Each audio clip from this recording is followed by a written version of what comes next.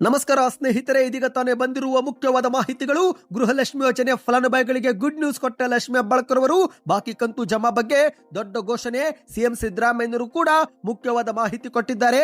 ನೀವು ಕೂಡ ಗೃಹಲಕ್ಷ್ಮಿಯರಾಗಿದ್ರೆ ವಿಡಿಯೋ ಪೂರ್ತಿಯಾಗಿ ನೋಡಿ. ಮತ್ತೆ ಚಿನ್ನ ಖರೀದಿ ಮಾಡಬೇಕು ಎಂದು ಯೋಚನೆ ಮಾಡುತ್ತಿದ್ರೆ ಈಗಲೇ ಖರೀದಿ ಮಾಡಿಕೊಳ್ಳಿ ಸ್ನೇಹಿತರೆ. ಹೊಸ ವರ್ಷಕ್ಕೆ ಭಾರಿ ಮಟ್ಟದಲ್ಲಿ ಚಿನ್ನದ ಬೆಲೆ ಏರಿಕೆ ಆಗುತ್ತೆ. ಬಂಗಾರ ಪ್ರಿಯರಿಗೆ ಶಾಕಿಂಗ್ ಮಾಹಿತಿ. ಚಿನ್ನದ ಬೆಲೆ ಎಷ್ಟಿದೆ ಎಂಬುದು ಕೂಡ ಡೀಟೇಲ್ ಆಗಿ ನೋಡೋಣ. ಮತ್ತೊಂದೆಡೆಯಲ್ಲಿ ರಾಜ್ಯಾದ್ಯಂತ ಮತ್ತೊಮ್ಮೆ ಸಾರಿಗೆ ಮುಷ್ಕರ. ಮತ್ತೆ ಬಸ್ ಸಂಚಾರ ಬಂದ್ ಆಗುವ ಸಾಧ್ಯತೆ. ಎಷ್ಟು ದಿನ ಬಂದ್ ಆಗುತ್ತೆ, ಏನಿದು ಮಾಹಿತಿ, ಮತ್ತೊಮ್ಮೆ ಯಾಕೆ ಹೋರಾಟ ಮಾಡುತ್ತಿದ್ದಾರೆ, ಎಲ್ಲ ಮಾಹಿತಿ ನೋಡೋಣ ಸ್ನೇಹಿತರೆ. ಇದೇ ಮಧ್ಯೆ 2028ಕ್ಕೆ ನಾನೇ ರಾಜ್ಯದ ಮುಖ್ಯಮಂತ್ರಿ, 11 JCB ಪೂಜೆ ಮಾಡಿ ಪ್ರಮಾಣ ಸ್ವೀಕರಿಸುತ್ತೀನಿ ಎಂದು ಯತ್ನಾಳ್ ಅವರ ಅಬ್ಬರದ ಭಾಷಣ. ಇದೇ ಮಧ್ಯೆ ಅಶೋಕ್ ಅವರೆದುರೇ ನಾನೇ ವಿರೋಧ ಪಕ್ಷದ ನಾಯಕನೆಂದು ಶಾಸಕ ಯತ್ನಾಳ್ ಅವರು ಗುಡುಗಿದ್ದಾರೆ. ಎಲ್ಲ ಸುದ್ದಿಗಳು ಬಂದಿವೆ ಸ್ನೇಹಿತರೆ. ಮತ್ತೊಂದೆಡೆಯಲ್ಲಿ ಬಿಜೆಪಿಯವರು ದೇಶ ಭಾಷಣದ ಪಿತಾಮಹರು ಎಂದು DK ಶಿವಕುಮಾರ್ ಅವರು ವಾಗ್ದಾಳಿ ಮಾಡಿದ್ದಾರೆ. ಈ ಎಲ್ಲ ಮಾಹಿತಿಗಳನ್ನು ಡೀಟೇಲ್ ಆಗಿ ನೋಡೋಕ್ಕಿಂತ ಮೊದಲು ನೀವು ಸುದ್ದಿ 9 ಯೂಟ್ಯೂಬ್ ಚಾನೆಲ್ಗೆ ಮೊದಲು ಬಾರಿ ಭೇಟಿ ಕೊಡ್ತಿದ್ರೆ ಸಬ್ಸ್ಕ್ರೈಬ್ ಆಗಿ ಪಕ್ಕದಲ್ಲಿ ಕಾಣಿಸೋ ಗಂಟೆ ಒತ್ತಿ. ಇದರಿಂದ ರಾಜ್ಯದ ಮಾಹಿತಿಗಳು ನಿಮಗೆ ಮೊದಲು ಸಿಗುತ್ತವೆ. ವಿಡಿಯೋಗೆ ಲೈಕ್ ಮಾಡಿ ಮತ್ತು ವಿಡಿಯೋ ಪೂರ್ತಿಯಾಗಿ ನೋಡಿ. ಬನ್ನಿ ಸ್ನೇಹಿತರೆ, ಎಲ್ಲ ಮಾಹಿತಿಗಳನ್ನ ಡೀಟೇಲ್ ಆಗಿ ನೋಡೋಣ. ನೀವು ಕೂಡ ಗೃಹಲಕ್ಷ್ಮಿ ಯೋಜನೆ ಫಲಾನುಭವಿಗಳಾಗಿದ್ರೆ ಕಮೆಂಟ್ ನಲ್ಲಿ ನಿಮ್ಮ ಬ್ಯಾಂಕ್ ಖಾತೆಗೆ ಇಲ್ಲಿವರೆಗೆ ಎಷ್ಟು ಕಂತು ಜಮಾವಾಗಿದೆ ಕಮೆಂಟ್ ಮಾಡಿ. ಹೌದು ಸ್ನೇಹಿತರೆ, ಇದೀಗ ಗೃಹಲಕ್ಷ್ಮಿ ಯೋಜನೆಯಲ್ಲೂ ಕೂಡ ಹಗರಣವಾಗಿದೆ ಎಂಬ ಒಂದು ಅನುಮಾನ ಶುರುವಾಗಿದೆ. ಹೌದು, ಈ ಬಗ್ಗೆ ಬಿಜೆಪಿನೇ ಅನುಮಾನ ವ್ಯಕ್ತಪಡಿಸಿದೆ. ಇದಕ್ಕೆ ಕಾರಣ ಸಚಿವ ಲಕ್ಷ್ಮಿ ಹೆಬ್ಬಾಳ್ಕರ್ ಅವರು ತಪ್ಪು ಮಾಹಿತಿ ನೀಡಿದ್ದಾರೆ ಎಂದು ಬಿಜೆಪಿಯವರು ಸದನದಲ್ಲಿ ಆಕ್ರೋಶ ವ್ಯಕ್ತಪಡಿಸಿದ್ದಾರೆ. ಹೌದು ಗೆಳೆಯರೆ, ಬಿಜೆಪಿಯ ಶಾಸಕ ಮಹೇಶ ತೆಂಗಿನಕಾಯಿ ಅವರು ದಾಖಲೆಗಳನ್ನು ಸಹ ಸದನದಲ್ಲಿ ಬಿಡುಗಡೆ ಮಾಡಿದ್ದಾರೆ. ಹೌದು, ಒಂದು ಕಡೆಯಲ್ಲಿ ಸಚಿವ ಲಕ್ಷ್ಮಿ ಹೆಬ್ಬಾಳ್ಕರ್ ಅವರು ಆಗಸ್ಟ್ ವರೆಗಿನ ಹಣವನ್ನ ಬಿಡುಗಡೆ ಮಾಡಿದ್ದೇವೆ ಎಂದು ಹೇಳಿಕೆ ಕೊಟ್ಟಿದ್ದಾರೆ. ಆದ್ರೆ ಆಗಸ್ಟ್ ವರೆಗೆ ಎಲ್ಲ ತಿಂಗಳ ಕಂತು ಸಂದಾಯವಾಗಿಲ್ಲ ಎನ್ನುವುದು ಬಿಜೆಪಿಯವರ ಆರೋಪವಾಗಿದೆ. ಪ್ರತಿ ತಿಂಗಳು ಮನೆಯ ಯಜಮಾನಿಯರ ಖಾತೆಗೆ 2,000 ರೂಪಾಯಿ ಜಮೆ ಮಾಡುವುದಾಗಿ ಕಾಂಗ್ರೆಸ್ ಸರ್ಕಾರ ಭರವಸೆ ನೀಡಿತ್ತು. ಆದರೆ ಇದೇ ವಿಷಯಕ್ಕೆ ಈಗ ಬಿಜೆಪಿ ಶಾಸಕ ಮಹೇಶ ತೆಂಗಿನಕಾಯಿ ಅವರು ದಾಖಲೆಗಳ ಸಮೇತ ಫೆಬ್ರವರಿ ಮತ್ತು ಮಾರ್ಚ್ ತಿಂಗಳ ಹಣ ಜಮೆನೇ ಆಗಿಲ್ಲ ಎಂದು ತೋರಿಸಿದ್ದಾರೆ ಸ್ನೇಹಿತರೆ. ಸದ್ಯ ಈ ಒಂದು ಸುದ್ದಿಗ ಖಚಿತವೂ ಕೂಡ ಆಗಿದೆ. ಹಾಗಾದ್ರೆ ಒಟ್ಟು 5,000 ಕೋಟಿ ರೂಪಾಯಿ ಎಲ್ಲಿ ಹೋಯಿತು ಎನ್ನುವುದು ಬಿಜೆಪಿ ಪ್ರಶ್ನೆ ಮಾಡಿದೆ. ಹೌದು ಗೆಳೆಯರೆ, ಫೆಬ್ರವರಿ ಮತ್ತು ಮಾರ್ಚ್ ತಿಂಗಳ ಕಂತು ಫಲಾನುಭವಿಗಳಿಗೆ ಜಮೆ ಆಗಿಲ್ಲ ಎಂಬ ಒಂದು ದಾಖಲೆಗಳ ಸಮೇತ ಬಿಜೆಪಿ ಕಾಂಗ್ರೆಸ್ ಪಕ್ಷಕ್ಕೆ ತಿರುಗೇಟು ಕೊಟ್ಟಿದೆ. ಹೌದು, ಗದಗ, ಹಾವೇರಿ ಸೇರಿ 3 ಜಿಲ್ಲೆಗಳ ದಾಖಲೆಗಳನ್ನು ತೋರಿಸಲಾಗಿದ್ದು, ಈ ಒಂದು ಹಿಂದೆ ಸಚಿವ ಲಕ್ಷ್ಮಿ ಹೆಬ್ಬಾಳ್ಕರ್ ಅವರು ಹಣ ಬಿಡುಗಡೆ ಆಗಿದೆ ಎಂದು ಕೇಳಿದಾಗ ಆಗಿದೆ ಎಂದಿದ್ರು. ಹಾಗಾದ್ರೆ ಆ ಒಂದು ಹಣ ಈಗ ಎಲ್ಲಿ ಹೋಯಿತು ಎಂದು ಬಿಜೆಪಿಯವರು ಸದನದಲ್ಲಿ ಪ್ರಶ್ನೆಯನ್ನ ಮಾಡಿದ್ದಾರೆ. ಇನ್ನು ಇದೇ ಒಂದು ವಿಚಾರ ಭಾರಿ ವಿವಾದವಾಗುತ್ತಿದ್ದಂತೆ ಮತ್ತು ಲಕ್ಷ್ಮಿ ಹೆಬ್ಬಾಳ್ಕರ್ ಅವರು ಉತ್ತರ ನೀಡಲು ಆಗದೆ ಸಂಕಷ್ಟಕ್ಕೆ ಸಿಲುಕಿರುವುದನ್ನ ನೋಡಿದಂತ ಸಿದ್ದರಾಮಯ್ಯನವರು ಮಧ್ಯ ಪ್ರವೇಶಿಸಿ ಬಹುಶಃ ಲಕ್ಷ್ಮಿ ಹೆಬ್ಬಾಳ್ಕರ್ ಅವರಿಗೆ ಮಾಹಿತಿ ಕೊರತೆ ಇರಬಹುದು. ಒಂದು ವೇಳೆ ಫೆಬ್ರವರಿ ಮಾರ್ಚ್ ತಿಂಗಳ ಕಂತು ಬಿಡುಗಡೆ ಆಗಿಲ್ಲವೆಂದ್ರೆ ಅದನ್ನ ಶೀಘ್ರ ಬಿಡುಗಡೆ ಮಾಡಿಸುತ್ತೇವೆ ಎಂದು ಸಿಎಂ ಸಿದ್ದರಾಮಯ್ಯನವರು ಭರವಸೆ ಕೊಟ್ಟಿದ್ದಾರೆ. ಅಂದ್ರೆ ಸ್ನೇಹಿತರೆ, ಫಲಾನುಭವಿಗಳಿಗೆ 2025ರ ಫೆಬ್ರವರಿ ಮತ್ತು ಮಾರ್ಚ್ ತಿಂಗಳ 4,000 ಮತ್ತು ಇತ್ತೀಚಿನ ಸೆಪ್ಟೆಂಬರ್, ಅಕ್ಟೋಬರ್ ಮತ್ತು ನವೆಂಬರ್ ತಿಂಗಳ 6,000 ಸೇರಿ ಒಟ್ಟು 10,000 ರೂಪಾಯಿ ಈಗಲೂ ಕೂಡ ಜಮೆ ಆಗದೆ ಬಾಕಿ ಉಳಿದುಕೊಂಡಿದೆ ಎಂದು ಹೇಳಲಾಗಿದೆ. ಸ್ನೇಹಿತರೆ, ನಿಮ್ಮ ಬ್ಯಾಂಕ್ ಖಾತೆಗೆ ಈ ಒಂದು ಕಂತುಗಳು ಜಮಾ ಆಗುತ್ತಿದೆಯಾ ಕಮೆಂಟ್ ಮಾಡಿ. ಬನ್ನಿದೀಗ ಎರಡನೇ ಮುಖ್ಯವಾದ ಮಾಹಿತಿಗೆ ಹೋಗೋಣ. ನೀವು ಕೂಡ ಬಂಗಾರ ಖರೀದಿ ಮಾಡಬೇಕು ಎಂದು ಯೋಜನೆ ಹಾಕಿಕೊಂಡಿದ್ರೆ ಈ ಮಾಹಿತಿ ನಿಮಗೆ ಬಹಳ ಮುಖ್ಯವಾಗಲಿದೆ. ಡಿಸೆಂಬರ್ ತಿಂಗಳ ವಾರದ ಆರಂಭದಲ್ಲೇ ಚಿನ್ನದ ಬೆಲೆ ದಿಢೀರನೆ ಏರಿಕೆಯಾಗಿದೆ. ಹೌದು ಗೆಳೆಯರೆ, ಈ ಒಂದು ಹಿಂದೆಲ್ಲ ಯಾವುದೇ ಸಭೆ ಸಮಾರಂಭ ಮಾಡಬೇಕಾದ್ರೆ ಖರ್ಚು ಅಷ್ಟೊಂದು ಆಗುತ್ತಿರಲಿಲ್ಲ. ಅದರಲ್ಲೂ ವಿಶೇಷವಾಗಿ ಮದುವೆ ಸಂದರ್ಭದಲ್ಲಿ ಬಂಗಾರಕ್ಕಿಂತ ಬೇರೆ ಖರ್ಚುಗಳೇ ಜಾಸ್ತಿ ಆಗುತ್ತಿದ್ದವು. ಆದ್ರೆ ಇದೀಗ ಕಾಲ ಬದಲಾಗಿ ಹೋಗಿದೆ. ಯಾವುದೇ ಸಮಾರಂಭದಲ್ಲಿ ಅತಿ ಹೆಚ್ಚು ಖರ್ಚಾದ್ರೆ ಅದು ಬಂಗಾರಕ್ಕಾಗಿನೇ ಆಗುತ್ತೆ. ಯಾಕಂದ್ರೆ ದಿನೇ ದಿನೇ ಬಂಗಾರದ ಬೆಲೆ ಏರಿಕೆ ಆಗುತ್ತಲೇ ಇದೆ ಸ್ನೇಹಿತರೆ. ಇಂದು ಕಮ್ಮಿ ಆಗುತ್ತೆ, ನಾಳೆ ಕಮ್ಮಿ ಆಗುತ್ತೆ ಎಂದು ನಿರೀಕ್ಷೆಯಲ್ಲಿದ್ದವರಿಗೆ ದಿನ ಹೋದಂತೆ ನಿರಾಸೆನೆ ಮೂಡುತ್ತಿದೆ. ಈಗ ಮತ್ತೆ ಚಿನ್ನದ ಬೆಲೆ ಭಾರತದಲ್ಲಿ ದಿಢೀರನೆ ಏರಿಕೆಯಾಗಿದೆ. ಹೌದು, 24 ಕ್ಯಾರೆಟ್ 1 ಗ್ರಾಮ್ ಚಿನ್ನ 13,473 ರೂಪಾಯಿ ಆಗಿದೆ. ನಿನ್ನೆಗೆ ಹೋಲಿಸಿದರೆ ಮತ್ತೆ 82 ರೂಪಾಯಿ ಏರಿಕೆ ಕಂಡಿದೆ. ಹೌದು, ನಿನ್ನೆ ಡಿಸೆಂಬರ್ 14ರಂದು 13,391 ರೂಪಾಯಿ ಇತ್ತು. ಈಗ ಡಿಸೆಂಬರ್ 15ಕ್ಕೆ 13,473 ರೂಪಾಯಿ ಆಗಿದೆ. ಅಂದ್ರೆ ಸ್ನೇಹಿತರೆ, 10 ಗ್ರಾಮ್ ಚಿನ್ನದ ಬೆಲೆ 1,34,730 ರೂಪಾಯಿ ಆಗಿದೆ. ನಿನ್ನೆಗಿಂತ 820 ರೂಪಾಯಿ 10 ಗ್ರಾಮ್ನಲ್ಲಿ ಹೆಚ್ಚಳವಾಗಿದೆ. ಮಾಹಿತಿಯ ಪ್ರಕಾರ ಜನವರಿ ತಿಂಗಳಲ್ಲಿ ಮತ್ತೆ ಚಿನ್ನದ ಬೆಲೆ ಭಾರಿ ಮಟ್ಟದಲ್ಲಿ ಏರಿಕೆ ಆಗುತ್ತೆ ಎಂದು ಆರ್ಥಿಕ ತಜ್ಞರು ಅಭಿಪ್ರಾಯಪಟ್ಟಿದ್ದಾರೆ. ಸ್ನೇಹಿತರೆ, ಈ ಒಂದು ಹಿಂದೆಯೂ ಕೂಡ ಚಿನ್ನದ ಬೆಲೆ 1,27,100 1,28,000 ಹೀಗೆ ಬಹಳ ದಿನ ಒಂದು ವ್ಯಾಪಾರವಾಯಿತು. ಆದ್ರೆ ಈಗ ಮತ್ತೆ ದಿಢೀರನೆ ಚಿನ್ನ 1,34,000 ರೂಪಾಯಿಗೆ ಬಂದು ನಿಂತಿದೆ. ಅಂದ್ರೆ ಸ್ನೇಹಿತರೆ, ಮತ್ತೊಂದು ಹೊಸ ದಾಖಲೆಯನ್ನ ಚಿನ್ನ ಇದೀಗ ಬರೆದಿದೆ. ನೀವೇನಾದ್ರೂ ಚಿನ್ನ ಖರೀದಿ ಮಾಡಲು ಯೋಚಿಸುತ್ತಿದ್ರೆ ಇದೊಂದು ಉತ್ತಮ ಸಮಯವೆಂದೇ ಹೇಳಲಾಗಿದೆ. 2026ರ ಅಂತ್ಯದ ವೇಳೆಗೆ ಚಿನ್ನದ ಬೆಲೆ 1,50,000 ಗಡಿ ದಾಟಿದ್ರೂ ಕೂಡ ಆಶ್ಚರ್ಯವಿಲ್ಲ ಎಂದು ಹೇಳಲಾಗಿದೆ. ಬನ್ನಿ ಮತ್ತೊಂದು ಮುಖ್ಯವಾದ ಮಾಹಿತಿಗೂ ಹೋಗೋಣ.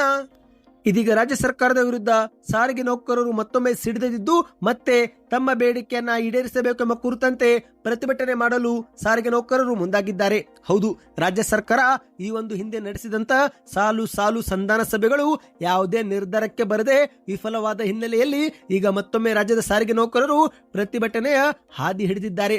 ಬೇಡಿಕೆಗಳಿಗೆ ಸರ್ಕಾರ ಸ್ಪಷ್ಟ ಭರವಸೆ ನೀಡಿದ ಕಾರಣ ಆಕ್ರೋಶಗೊಂಡಂತ ನೌಕರರು ಮತ್ತೊಮ್ಮೆ ಹೋರಾಟವನ್ನ ತೀವ್ರಗೊಳಿಸುವುದಾಗಿ ಘೋಷಣೆ ಮಾಡಿದ್ದಾರೆ. ಹೌದು ಸ್ನೇಹಿತರೆ, ವೇತನ ಪರಿಷ್ಕರಣೆ, ಬಾಕಿ ಭತ್ಯೆಗಳ ಪಾವತಿ ಮತ್ತು ಸೇವಾ ಭದ್ರತೆ ಸೇರಿ ಪ್ರಮುಖ ಬೇಡಿಕೆಗಳನ್ನು ಈಡೇರಿಸಬೇಕು ಎಂಬ ಕುರಿತಂತೆ ಈಗ ಸಾರಿಗೆ ನೌಕರರು ಮತ್ತೊಮ್ಮೆ ಹೋರಾಟ ಮಾಡಲು ಮುಂದಾಗಿದ್ದಾರೆ. ಈಗಾಗಲೇ ಹಲವು ಸುತ್ತಿನ ಚರ್ಚೆ ನಡೆದರೂ ಕೂಡ ಯಾವುದೇ ಒಪ್ಪಂದಕ್ಕೆ ಸರ್ಕಾರ ಬಂದಿಲ್ಲ. ಇದೇ ಒಂದು ಹಿನ್ನೆಲೆಯಲ್ಲಿ ನೌಕರರ ಸಂಘಟನೆಗಳು ಮತ್ತೊಮ್ಮೆ ಹೋರಾಟಕ್ಕೆ ಇಳಿಯುವ ತೀರ್ಮಾನ ತೆಗೆದುಕೊಂಡಿದೆ. ಹೌದು, ಡಿಸೆಂಬರ್ 15 ಸೋಮವಾರದಿಂದಲೇ ಸಾರಿಗೆ ಸಂಘಟನೆಗಳು ಮುಷ್ಕರಕ್ಕೆ ಮುಂದಾಗಿದ್ದು, ಪ್ರತಿಭಟನೆಯ ಪರಿಣಾಮ ರಾಜ್ಯದ ಜನರಿಗೆ ಬಸ್ ಸಂಚಾರದಲ್ಲಿ ವ್ಯತ್ಯಯ ಉಂಟಾಗುವ ಸಾಧ್ಯತೆ ಇದೆ. ಅಂದಹಾಗೆ ಸ್ನೇಹಿತರೆ, ಸಾರಿಗೆ ಸಂಘಟನೆಗಳು ಸೋಮವಾರದಿಂದಲೇ ಮುಷ್ಕರಕ್ಕೆ ಮುಂದಾಗಿದ್ದಾರೆ. ಪ್ರತಿ ಡಿಪೋಗೆ ಹೋಗಿ ನೌಕರರಿಗೆ ಖುದ್ದಾಗಿ ಸರ್ಕಾರದ ನಿರ್ಧಾರವನ್ನು ತಿಳಿಸುವ ಯೋಜನೆಯೂ ಕೂಡ ಹಾಕಿಕೊಳ್ಳಲಾಗಿದ್ದು, ವಿಧಾನಸಭಾ ಅಧಿವೇಶನ ಮುಗಿಯುವವರೆಗೆ ಹಂತ ಹಂತವಾಗಿ ಪ್ರತಿಭಟನೆ ಮಾಡಲು ಸಾರಿಗೆ ನೌಕರರ ಸಂಘಟನೆಗಳು ನಿರ್ಧಾರ ಮಾಡಿವೆ. ಅಂದ್ರೆ ಸ್ನೇಹಿತರೆ, ಏಕಕಾಲಕ್ಕೆ ಎಲ್ಲೆಡೆಯಲ್ಲಿ ಬಸ್ ಸಂಚಾರ ಬಂದ್ ಆಗೋದಿಲ್ಲ. ಆದರೆ ಕೆಲವು ಜಾಗದಲ್ಲಿ, ಕೆಲವು ಜಿಲ್ಲೆಗಳಲ್ಲಿ ಬಸ್ ಸಂಚಾರದಲ್ಲಿ ವ್ಯತ್ಯಯ ಉಂಟಾಗಲಿದೆ ಎಂದು ಹೇಳಲಾಗಿದೆ. ವಿಧಾನಸಭಾ ಅಧಿವೇಶನ ಮುಗಿಯುವವರೆಗೆ ಹಂತ ಹಂತವಾಗಿ ಪ್ರತಿಭಟನೆ ಮಾಡಲು ಸಾರಿಗೆ ನೌಕರರ ಸಂಘಟನೆಗಳು ನಿರ್ಧಾರ ಮಾಡಿವೆ. ಸ್ನೇಹಿತರೆ, ಕಳೆದ 2.5 ವರ್ಷಗಳಿಂದ ವೇತನ ಹೆಚ್ಚಳ ಮಾಡಿ ಎಂದು ಆಗ್ರಹಿಸಿ ಹೋರಾಟ ನಡೆಸುತ್ತಿದ್ರೂ ಕೂಡ ಸರ್ಕಾರ ಇದುವರೆಗೆ ಸ್ಪಷ್ಟ ತೀರ್ಮಾನ ತೆಗೆದುಕೊಂಡಿಲ್ಲ. ಹಾಗಾಗಿ ಸಾರಿಗೆ ನೌಕರರು ಈಗ ಮತ್ತೊಮ್ಮೆ ಅನಿರ್ದಿಷ್ಟಾವಧಿ ಮುಷ್ಕರ ಮಾಡಲು ಮುಂದಾಗಿದ್ದಾರೆ. ಬನ್ನಿ ಈಗ ಮತ್ತೊಂದು ಮುಖ್ಯವಾದ ಮಾಹಿತಿಗೆ ಹೋಗೋಣ. ನಿನ್ನೆ ಬೆಳಗಾವಿ ಜಿಲ್ಲೆಯಲ್ಲಿ ಶಾಸಕ ಯತ್ನಾಳ್ ಅವರು ಭರ್ಜರಿ ಭಾಷಣ ಮಾಡಿದ್ದು, ಯತ್ನಾಳ್ ಅವರ ಭಾಷಣಕ್ಕೆ ಪ್ರತಿಯೊಬ್ಬರು ಸಿಳ್ಳೆ ಕ್ಯಾಕಿ ಹೊಡೆಯುವ ಮೂಲಕ ಸ್ವಾಗತ ಕೋರಿದ್ದಾರೆ. 2028ಕ್ಕೆ ನಾನೇ ರಾಜ್ಯದ ಮುಖ್ಯಮಂತ್ರಿ, 11 JCB ಪೂಜೆ ಮಾಡಿ ಪ್ರಮಾಣ ಸ್ವೀಕರಿಸುತ್ತೀನಿ ಎಂದು ಯತ್ನಾಳ್ ಅವರು ಬೆಳಗಾವಿಯಲ್ಲಿ ಅಬ್ಬರದ ಭಾಷಣ ಮಾಡಿದ್ದಾರೆ. ಹೌದು ಸ್ನೇಹಿತರೆ, ನಾನು ಉತ್ತರ ಕರ್ನಾಟಕ ಬಗ್ಗೆ ಮಾತನಾಡುವಾಗ ಅಲ್ಲಿ ಯಾವನು ಅಡ್ಡ ಬರ್ತಾನೆ, ನಮ್ಮ ಸಮಸ್ಯೆ ಅವನಿಗೇನು ಗೊತ್ತು, ನಾನು ಮಾತನಾಡುವಾಗ ಸುಮ್ನೆ ಅಡ್ಡ ಬರ್ತಾರೆ ನನ್ನ ಮಕ್ಕಳು ಎಂದು ಶಾಸಕ ಶಿವಲಿಂಗೇಗೌಡ ಅವರ ಹೆಸರನ್ನ ಪ್ರಸ್ತಾಪಿಸದೆ ಯತ್ನಾಳ್ ಅವರು ವಾಗ್ದಾಳಿ ಮಾಡಿದ್ದಾರೆ. ಹೌದು, ಬೆಳಗಾವಿ ಅಥಣಿಯಲ್ಲಿ ಶಿವಾಜಿ ಮಹಾರಾಜರ ಪ್ರತಿಮೆ ಅನಾವರಣ ಕಾರ್ಯಕ್ರಮದಲ್ಲಿ ಭಾಗವಹಿಸಿ ಯತ್ನಾಳ್ ಅವರು ಭಾಷಣ ಮಾಡಿದ್ದಾರೆ. ನಾನು ಯಲ್ಲಮ್ಮನ ಗುಡ್ಡದಲ್ಲಿ ಮುಲ್ಲನ ಕೆಲಸ ಏನು ಎಂದು ಹೇಳಿದೆ. ನಾನು ಇಂಥದಕ್ಕೆಲ್ಲ ಹೆದರೋದೇ ಇಲ್ಲ. 10 ಸಾರಿ ಬೇಕಾದ್ರೆ ಉಚ್ಚಾಟನೆ ಮಾಡಿದ್ರು ನಾವು ಅಂಜೋ ಮಕ್ಕಳೇ ಅಲ್ಲ. ನೀವು ಉಚ್ಚಾಟನೆ ಮಾಡಿದ್ರೆ ಮುಂದೆ ನಾನು JCB ತರುತ್ತೇನೆ ಎಂದು ಯತ್ನಾಳ್ ಅವರು ಸವಾಲು ಹಾಕಿದ್ದಾರೆ. ಇದೇ ಮಧ್ಯೆ ಮುಂದುವರೆದು ಮಾತನಾಡಿ, 2028ರಲ್ಲಿ ನಾನೇ ಮುಖ್ಯಮಂತ್ರಿ, 2028ರಲ್ಲಿ ವೋಟಿಂಗ್ ನನಗೇನೆ ಆಗುತ್ತೆ, ನಾನೇ ಸಿಎಂ ಆಗುತ್ತೇನೆ, ಸಿಎಂ ಆಗಿ ಪ್ರಮಾಣ ವಚನ ಸ್ವೀಕರಿಸುವ ದಿನ 11 JCB ಪೂಜೆಯೂ ಕೂಡ ಮಾಡುತ್ತೇನೆ, ಶ್ರೀ ಗುರು ಬಸವಲಿಂಗಾಯ ನಮಃ ಎಂದು ಹೇಳಿ ಕೊಠಡಿ ಒಳಗೆ ಹೋಗುತ್ತೇನೆ. ನಾನು ಸಿಎಂ ಆದ್ರೆ ಗಣಪತಿ ಮೇಲೆ ಕಲ್ಲು ತೂರಿದ್ರೆ ಢಮ್, ಶಿವಾಜಿ ಮಹಾರಾಜರ ಮೆರವಣಿಗೆ ಮೇಲೆ ಕಲ್ಲು ಒಗೆದ್ರೆ ಢಮ್, ರಾಮನ ಬಗ್ಗೆ ಕೊಯ್ಕ್ ಅಂದ್ರು ಢಮ್ ಎಂದು ಭಾಷಣದಲ್ಲಿ ಮಾತನಾಡಿದ್ದಾರೆ. ಸ್ನೇಹಿತರೆ, ಇದೇ ಮಧ್ಯೆ ಮತ್ತೊಂದು ಮಾಹಿತಿ ಏನೆಂದ್ರೆ, ಇತ್ತೀಚೆಗೆ ಆರೋಪಕ್ಕೆ ಹೊರದ್ರೆ ನಾನೇ ನಿಜವಾದ ವಿರೋಧ ಪಕ್ಷದ ನಾಯಕ ಎಂದು ಶಾಸಕ ಯತ್ನಾಳ್ ಅವರು ಗುಡುಗಿದ್ದಾರೆ. ಹೌದು ಗೆಳೆಯರೆ, ಸದನದಲ್ಲಿ ನಿಜವಾದ ವಿರೋಧ ಪಕ್ಷದ ನಾಯಕ ನಾನೇ ಎಂದು ಯತ್ನಾಳ್ ಅವರು ಹೇಳಿಕೆ ಕೊಟ್ಟಿದ್ದು, ಈ ಒಂದು ಹೇಳಿಕೆ ಭಾರಿ ಗದ್ದಲ ಉಂಟಾಗುವಂತೆ ಮಾಡಿದೆ. ಹೌದು, ಯಾಕಂದ್ರೆ ವಿಧಾನಸಭೆಯಲ್ಲಿ ಕುರ್ಚಿ ಬದಲಾಯಿಸಿದ್ದಕ್ಕೆ ಯತ್ನಾಳ್ ಅವರು ಗರಂ ಆಗಿದ್ದಾರೆ. ಹಿರಿಯ ನಾಯಕನಾಗಿರುವ ನನ್ನನ್ನು ಹಿಂದಕ್ಕೆ ಹಾಕಿದ್ದೀರಿ, ಇದು ಯಾವ ನ್ಯಾಯ ಎಂದು ಆಕ್ಷೇಪವನ್ನು ವ್ಯಕ್ತಪಡಿಸಿದ್ದಾರೆ. ಇದೇ ಸಮಯದಲ್ಲಿ ಕಾಂಗ್ರೆಸ್ ಶಾಸಕ ರಂಗನಾಥ್ ಅವರು ಮಾತನಾಡಿ, ಯತ್ನಾಳ್ ಅವರನ್ನ ಬಿಜೆಪಿಯವರು ಅನಾಥರನ್ನಾಗಿ ಮಾಡಿಬಿಟ್ಟಿದ್ದಾರೆ, ಆದ್ರೆ ನಾವು ಅವರ ಜೊತೆ ನಿಲ್ಲುತ್ತೇವೆ ಎಂದು ಕಾಲನ್ನ ಎಳೆದಿದ್ದಾರೆ. ಇದೇ ವೇಳೆ ಮಧ್ಯ ಪ್ರವೇಶ ಮಾಡಿದಂತ ಸ್ಪೀಕರ್ ಯುಟಿ ಖಾದರ್ ಅವರು, ರಾಜಕೀಯದಲ್ಲಿ ಸೀನಿಯರ್ ಜೂನಿಯರ್ ಅಂತ ಏನೂ ಇರೋದಿಲ್ಲ, ಅಧಿಕಾರದಲ್ಲಿದ್ದಾಗ ಸೀನಿಯರ್, ಇಲ್ಲಿದ್ದಾಗ ಜೂನಿಯರ್, ಶಾಸಕರ ಸಂಖ್ಯಾಬಲ ನೋಡಿಕೊಂಡು ಸೀಟು ಕೊಡೋದು, ನಿಮಗೆ ಬೇಕಾದಾಗ ಇಲ್ಲಿ ಇರುತ್ತೀರಾ, ಬೇಡದಾಗ ಅಲ್ಲಿಗೆ ಹೋಗುತ್ತೀರಿ ಎಂದು ಮಾತಿನಲ್ಲಿನೇ ಹೇಳಿಕೆ ಕೊಟ್ಟಿದ್ದಾರೆ. ಆಗ ಮತ್ತೆ ಎದ್ದು ನಿಂತು ಮಾತನಾಡಿದ ಯತ್ನಾಳ್ ಅವರು, ಬೇಕಾದಾಗ ಅಂತ ಏನೂ ಇಲ್ಲ, ನಾನೊಬ್ಬ ನಿಷ್ಠಾವಂತ ಕಾರ್ಯಕರ್ತ, ಈ ಸದನದಲ್ಲಿ ನಿಜವಾದ ವಿರೋಧ ಪಕ್ಷಕ ನಾಯಕ ಅಂದ್ರೆ ಅದು ನಾನೇ, ನಾನು ಅಡ್ಜಸ್ಟ್ಮೆಂಟ್ ರಾಜಕಾರಣಿ ಅಲ್ಲ, ನಾನು ಯಾವ ಸಿಎಂನಿಗೂ ಕೂಡ ಹೋಗಿಲ್ಲ ಎಂದು ಹೇಳುವ ಮೂಲಕ ಆರೋಪಕರೆದುರು ನಾನೇ ವಿರೋಧ ಪಕ್ಷದ ನಾಯಕ ಎಂದು ಯತ್ನಾಳ್ ಅವರು ಟಾಂಗ್ ಕೊಟ್ಟಿದ್ದಾರೆ. ಬನ್ನಿ ಸ್ನೇಹಿತರೆ, ಕೊನೆಯ ಮುಖ್ಯವಾದ ಮಾಹಿತಿಗೆ ಹೋಗೋಣ. ಇದೀಗ ರಾಜ್ಯದ ಬಿಜೆಪಿಯವರ ವಿರುದ್ಧ ಉಪಮುಖ್ಯಮಂತ್ರಿ ಡಿಕೆ ಶಿವಕುಮಾರ್ ಅವರು ಗುಡುಗಿದ್ದಾರೆ. ಬಿಜೆಪಿಯವರು ದ್ವೇಷ ಭಾಷಣದ ಪಿತಾಮಹರು ಎಂದು ಬೆಳಗಾವಿಯಲ್ಲಿ ವಾಗ್ದಾಳಿ ಮಾಡಿದ್ದಾರೆ. ಜಾತಿಗಳು ಧರ್ಮಗಳ ಮಧ್ಯೆ ದ್ವೇಷ ಬಿತ್ತುವ ವೈಯಕ್ತಿಕ ನಿಂದನೆಯ ಪಿತಾಮಹರು ಈ ಬಿಜೆಪಿಯವರು. ಸಂವಿಧಾನದ ಆಶಯಗಳ ಪ್ರಕಾರ ಅವರು ನಡೆದುಕೊಳ್ಳಲಿ. ಸಂವಿಧಾನಕ್ಕೆ ಗೌರವ ಕೊಡುವ ಇಚ್ಛೆ ಅವರಿಗಿದ್ರೆ ಅದನ್ನು ಅವರು ಪಾಲಿಸಲಿ ಎಂದು ಡಿಕೆ ಶಿವಕುಮಾರ್ ಅವರು ಹೇಳಿಕೆಯನ್ನು ಕೊಟ್ಟಿದ್ದಾರೆ. ಹೌದು ಗೆಳೆಯರೆ, ಮಾಧ್ಯಮಗಳ ಮುಂದೆ ಹಲವು ಪ್ರಶ್ನೆಗಳಿಗೆ ಉತ್ತರ ಕೊಟ್ಟಂತ ಡಿಕೆ ಶಿವಕುಮಾರ್ ಅವರು ದ್ವೇಷ ಮಾಡದೆ ಹೋದ್ರೆ ಸಮಸ್ಯೆನೇ ಇರೋದಿಲ್ಲ. ಸಂವಿಧಾನದ ರಕ್ಷಣೆಗೆ ನಾವು ದ್ವೇಷ ಭಾಷಣದ ವಿರುದ್ಧ ಕ್ರಮ ತೆಗೆದುಕೊಳ್ಳುತ್ತಿದ್ದೇವೆ. ಬಿಜೆಪಿ ಸಾಂವಿಧಾನಿಕ ಮೌಲ್ಯಗಳ ಪ್ರಕಾರ ವರ್ತಿಸಲಿ. ಈ ಶಾಸನವು ಸಂವಿಧಾನವನ್ನ ರಕ್ಷಿಸುವ ಉದ್ದೇಶವನ್ನ ಹೊಂದಿದೆ. ನೆಹರು ಮತ್ತು ಇಂದಿರಾ ಗಾಂಧಿ ಅವರು ಮತ ಕಳ್ಳತನ ಮಾಡಿದ್ರು ಎಂದು ಅಮಿತ್ ಶಾ ಹೇಳಿಕೆ ಕೊಡುತ್ತಿದ್ದಾರೆ. ಆದ್ರೆ ಅಮಿತ್ ಶಾ ಅವರಿಗೆ ಕನಿಷ್ಠ ಜ್ಞಾನ ಇರಬೇಕು.